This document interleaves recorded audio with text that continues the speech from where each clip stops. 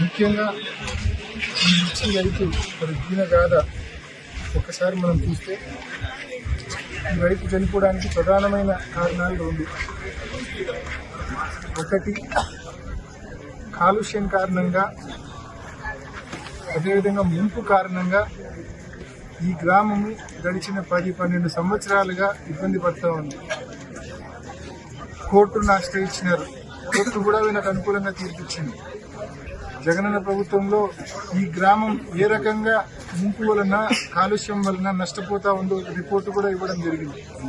ఆ రిపోర్టును బేస్ చేసుకుని లోకాయుక్తలో ఈ గ్రామానికి సంబంధించి పూర్తి న్యాయం జరిగిన తర్వాతనే కాలుష్యానికి సంబంధించి కావచ్చు, ముంపుకు సంబంధించి కావచ్చు, ఏదైతే దాల్మియా యాజమాన్యం వలన, దాల్మియా సిమెంట్ పరిశ్రమ వలన దుగ్గనపల్లె గ్రామం నష్టపోతా ఉందో ఆ నష్టానికి సంబంధించిన పూర్తి అంచనాలు చేసి ఆ గ్రామాన్ని, ఆ గ్రామ ప్రజానీకాన్ని, రైతులను అన్ని రకాలుగా ఆదుకున్న తర్వాతనే ఫర్దర్ మరి పబ్లిక్ హియరింగ్ అయినా మరొకటైనా ఆ తర్వాతనే ఎక్స్పాన్షన్కి పోమని చెప్పి లోకాయుక్త తీర్పు కూడా ఉంది.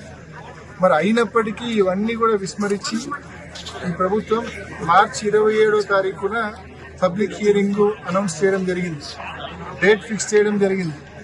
ఈ ప్రభుత్వాన్ని గట్టిగా డిమాండ్ చేస్తా ఉన్నాం. ఒకవైపు జ్యుడిషియరీ పరంగా లోకాయుక్త తీర్పు ఉంది. ఈ గ్రామానికి సంబంధించిన ప్రజల సమస్యలు పూర్తిగా పరిష్కరించిన తరువాతనే ఈ గ్రామాన్ని పూర్తిగా రీలొకేట్ చేసి దాదాపు 400 ఎకరాల పట్టా భూమికి సంబంధించి ఏ ఒక్క సంవత్సరం కూడా సాగు చేయలేని పరిస్థితి. ఒకవేళ సాగు చేస్తే ఈ సంవత్సరం సాగు చేసినారు, మొత్తం దుమ్ము వలన, కాలుష్యం వలన, దుమ్ము వలన దిగుబడి తక్కువ. ఆ వచ్చిన దిగుబడి కూడా గిట్టుబాటు ధర రావడం లేదు. ఇవాళ మోసే చనిపోయిన మిర్చి రైతుకు సంబంధించి చూస్తే దిగుబడి పూర్తిగా తగ్గింది. 6 ఎకరాల్లో మిర్చి సాగు చేసినారు, తక్కువ దిగుబడి వచ్చింది ఒకటి. రెండోది నాణ్యత తక్కువ. ఎందుకంటే ఈ కాలుష్యం వలన, దుమ్ము వలన నాణ్యత తగ్గి కేవలం కేజీ 60 రూపాయలకు, 65 రూపాయలకు అడిగే పరిస్థితి మార్కెట్లో, గుంటూరు మార్కెట్లో. మామూలుగానే గిట్టుబాటు ధరలు తక్కువ ఉన్నాయి, దానికి తోడు కాలుష్యము, దుమ్ము అన్న కారణం చూపించి 60-65 రూపాయలు కేజీకి ఇస్తామని చెప్తే ఆ రైతు ఏం చేయాలో తట్టుకోలేక 43 క్వింటాలు ఉన్నాయి తనకు వచ్చిన దిగుబడి. 6 ఎకరాలకు కానీ వచ్చిన దిగుబడి అంతే. ప్లస్ మళ్ళా పక్కన 1-2 ఎకరాలు కౌలుకు చేసినారు. సో ఇదంతా మొత్తం వచ్చిన దిగుబడి 43 క్వింటాలు. అది కాస్త కేజీ 65 రూపాయలు, 60 రూపాయలకు గుంటూరు మార్కెట్లో అడగడం వల్ల దుమ్ముందని కారణం చూపించి అతను ఏం చేయాలో దిక్కుదోచని పరిస్థితుల్లో, తెచ్చిన అప్పులు ఎలా కట్టాలి ఇంకా దిక్కుదోచని పరిస్థితుల్లో ఆత్మహత్య చేసుకోవడం జరిగింది. నిజంగా ఈ రైతు ఆత్మహత్య అనేది ప్యూర్లీ బేస్డ్ ఆన్ 2 రీజన్స్. ఒకటి వీళ్ళ కాలుష్యము, ముంపు కారణమైతే, మరొకటి గిట్టుబాటు ధర.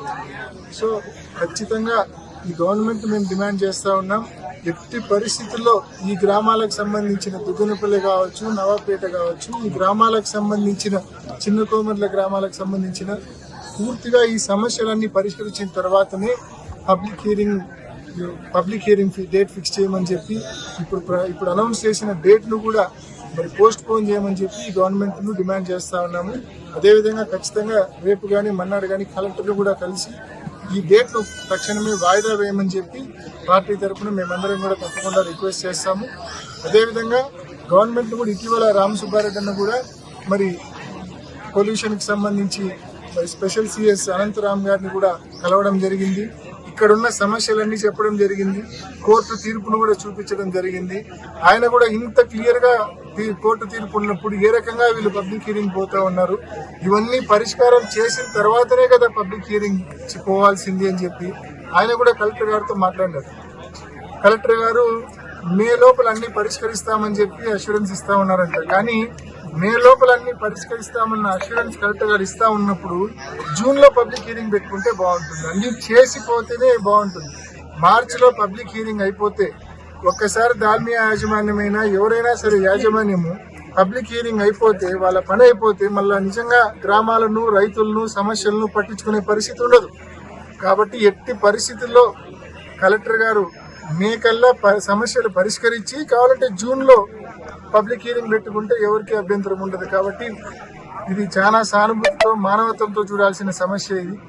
కుటుంబాలు ఆత్మహత్యలు చేసుకునే పరిస్థితి. అప్పుడు ఊబిలో కూరుకుపోయి ఉన్నారు ఈ గ్రామానికి సంబంధించిన రైతులు. మరి ఖచ్చితంగా కరెక్ట్ గా కొన్నేళ్ల క్రితము బ్లాస్టింగ్ వలన నవాపేటలో మిద్దెగూలి దాదాపు 7-8 మంది చనిపోయినారు. అప్పుడు కూడా మేము వచ్చినాం గ్రామానికి. మిద్దెగూలి బ్లాస్టింగ్ దెబ్బ. ఇప్పుడు కూడా మళ్ళా అదే ఇంకా బ్లాస్టింగ్ ఊరికి దగ్గరకు వచ్చిందంట. నవాపేట దగ్గరికి బ్లాస్టింగ్ పరిమాణం ఇంకా పెరిగింది, దాని ఎఫెక్ట్ ఇంపాక్ట్ ఇంకా పెరిగింది. సో దానివల్ల ఇంకా ఇబ్బంది కలుగుతా ఉంది నవాపేట కూడా. కాబట్టి ఈ సమస్యలన్నీ కూడా పరిష్కారం చేసి ముందుకెళ్ళమని చెప్పి మరి దాల్మియా యాజమాన్యాన్ని కావచ్చు, జిల్లా కలెక్టర్ గారిని కావచ్చు మేము మనవి చేస్తా ఉన్నాం. కలెక్టర్ గారిని 1-2 రోజుల్లో కలిసి దీని మీద రిప్రజెంట్ చేసి తప్పకుండా పబ్లిక్ హియరింగ్